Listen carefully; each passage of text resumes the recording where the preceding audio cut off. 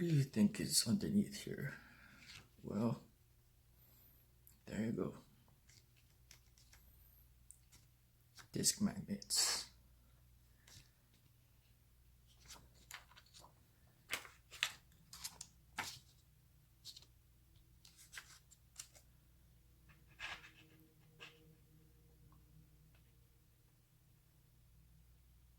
And now, ring magnet.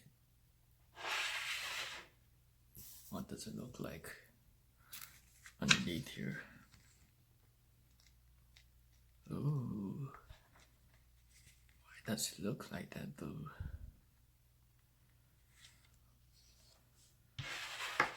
Oh, before I get to that, let me mess with this for a while.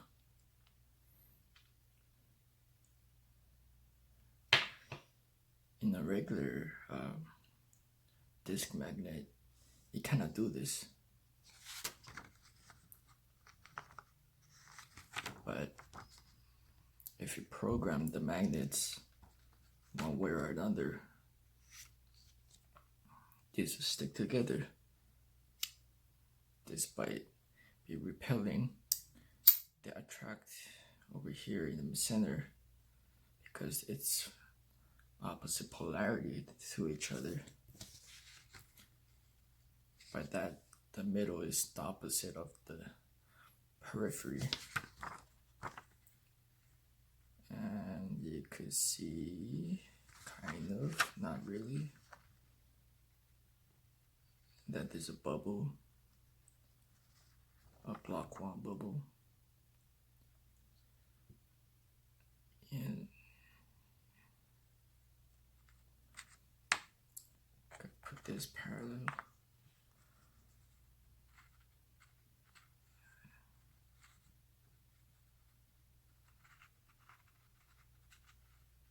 You see that?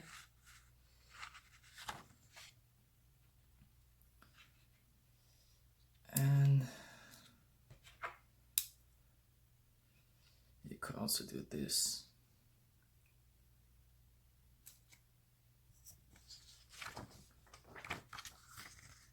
Let's see under the magnetic viewing film.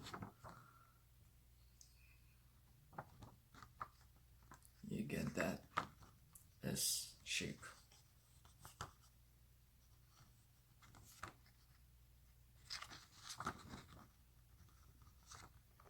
But it's an illusion, at least for this setup.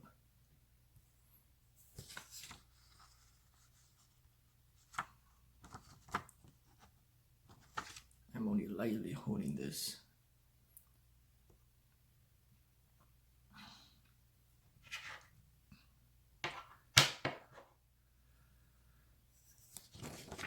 Now let's see the side view of this.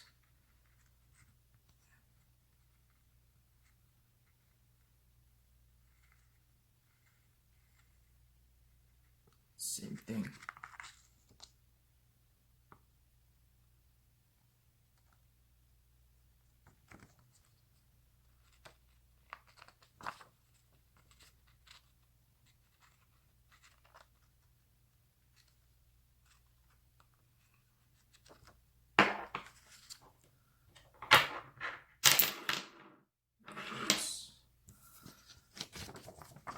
Going back to the smaller one.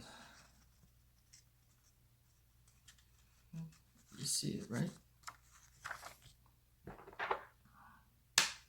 Now the reason why that happens is the air between here, the molecules and the gas are going at the opposite direction to the magnetic field of the magnet.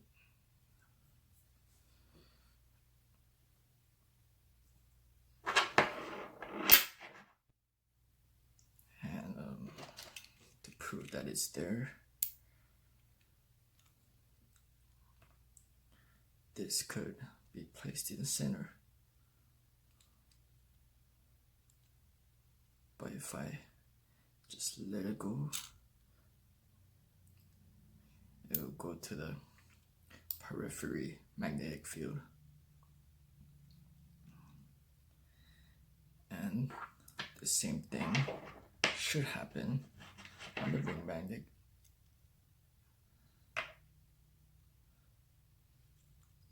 This is the peripheral magnetic, or the centrifugal, and this is the centripetal. The inside, I could feel resistance right here. At this point, there is no resistance.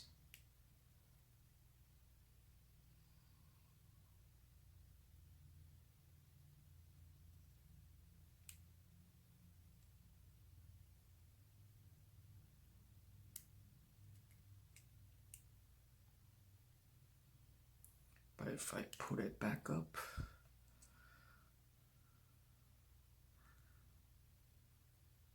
very slowly, flips back,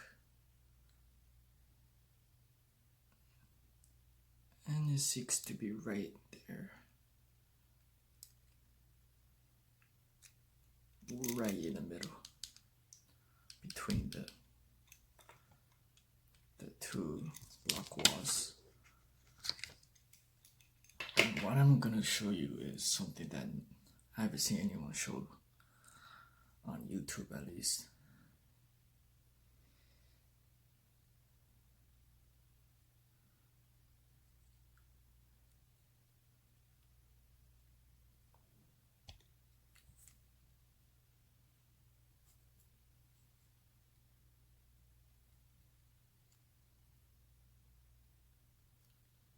So you can kind of see the block wall, but if I change the angle, you could see.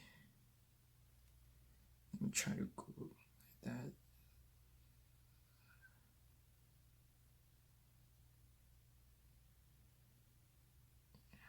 Try to have a steady hand as possible.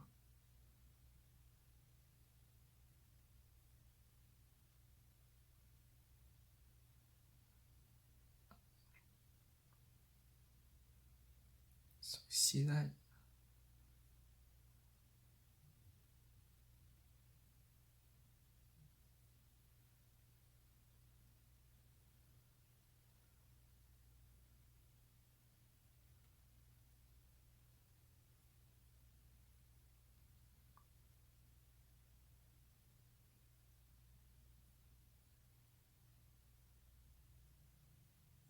It's probably because of the angle of the light to the magnetic viewing field that affects the center. You see that right there in the middle? However, like,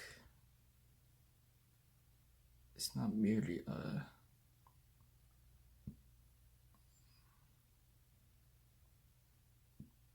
how should I say? It's not merely a bubble. At the centermost point, I try to get right there.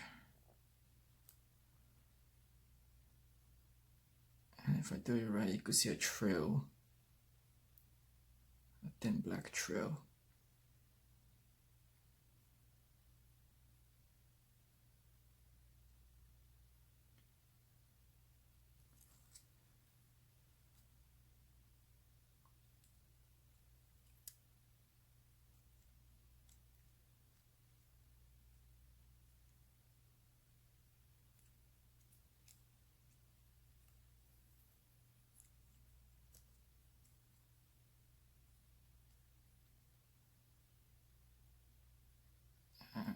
I'm just messing around right now. I can't really see it.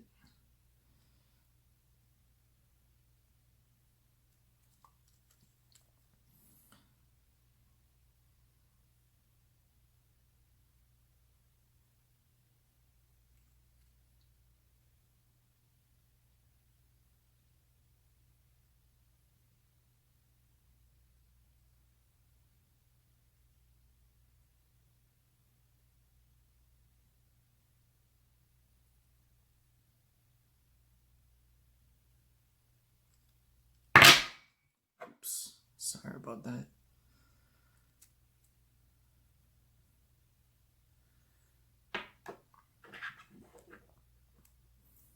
So yeah, these are basically the same, only because of the air that's go through this part in relation to the magnetic field of the permanent magnet makes an inverse magnetic flow, or what Ken Wilber says centripetal magnetism, which is dielectric ultimately. Dielectric acceleration towards the no pressure point of counterspatial convergence, which that single point is the z-axis that crosses the xy on the longitudinal z-axis that crosses the xy transverse dielectric plane.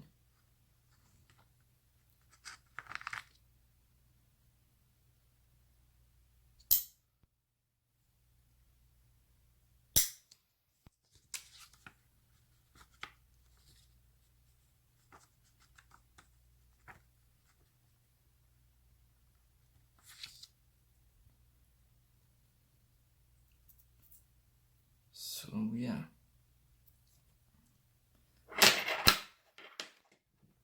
I have something else here.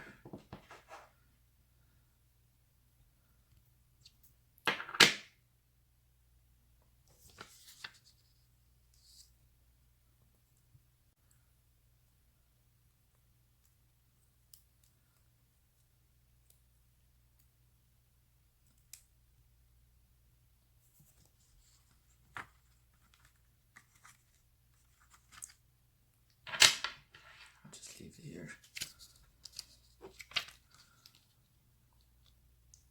These two pieces were one.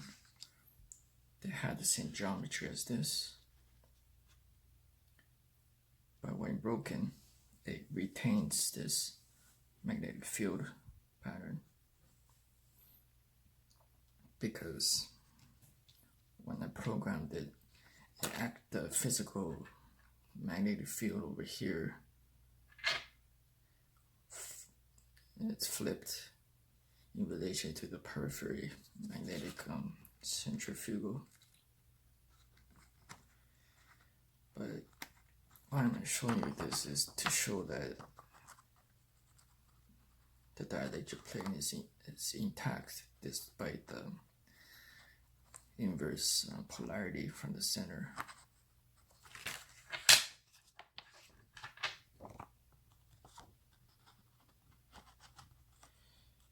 I can't really tell from the smaller one, but it's you can tell from this.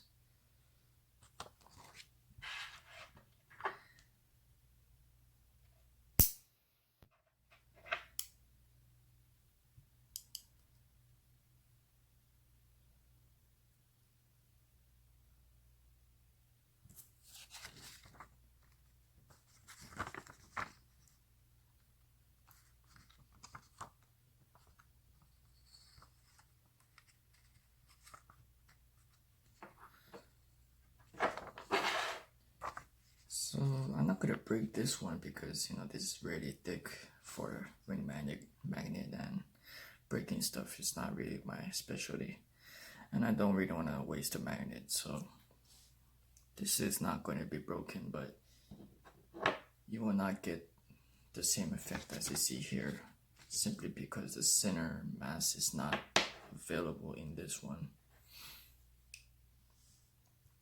Yeah, at the same time, this ring magnet is proportionally stronger than the programmed disc magnets. Yeah, I mean, like, even though the thickness and the diameter is different, but what I mean by that is that the actual permanent magnet over here is having to be confined by the mass of the magnet that is polarized. but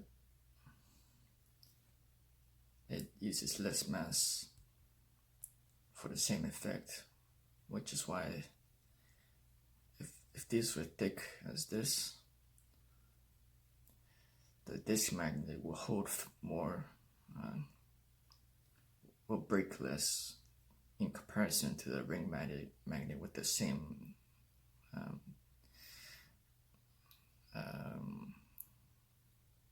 spatial volume minus the center hole.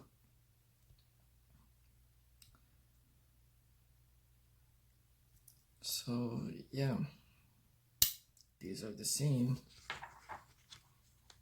even if you don't believe me.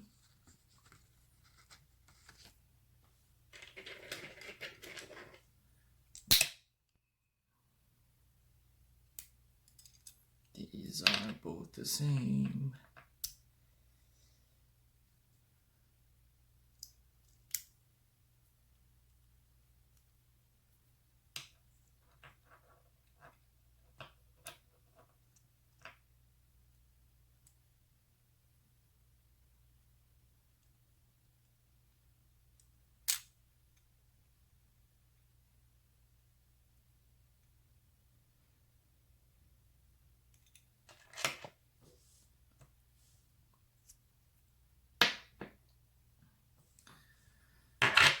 And to make it really, really, really obvious, I'm gonna put this magnet right here.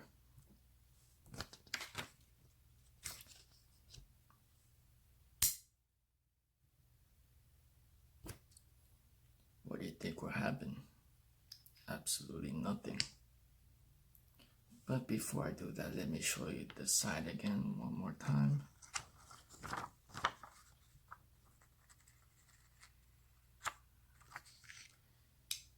Saw that inner bubble? Well, if I put this in, it's gonna be bigger.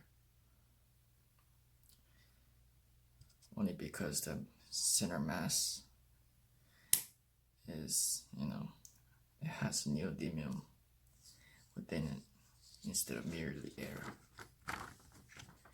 Which is why it should be, a stronger center magnetic field, centripetal magnetic field, as Ken Wheeler would want to call it. And this geometry is also seen in galactic formations.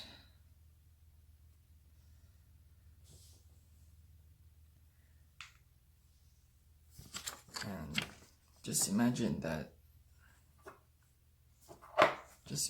this is a cross section of this, okay?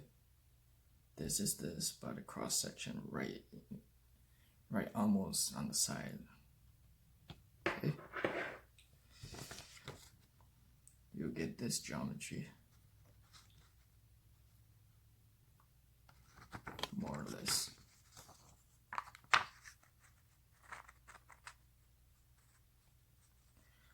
However, you cannot see the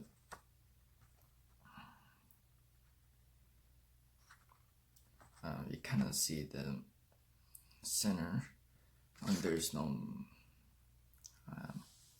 mass in the center of it.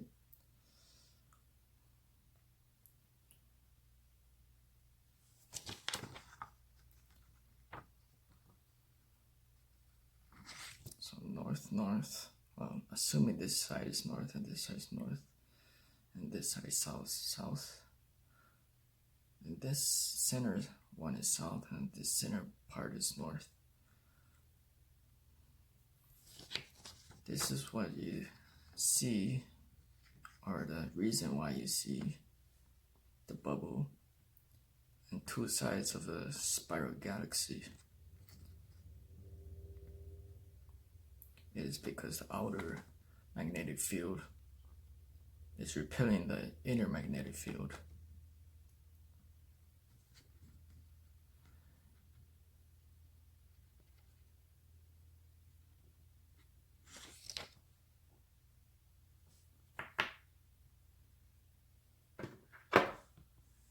to make that point clear, I'm going to show you this again.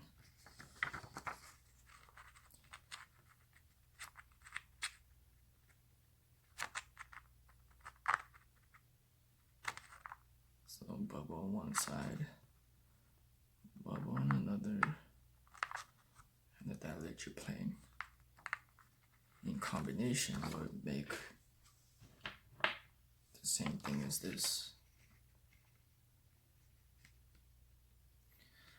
which this is same thing as this.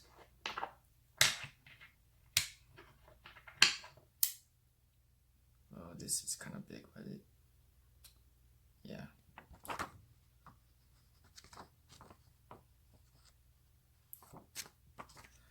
And I guess that's it. Thanks for watching.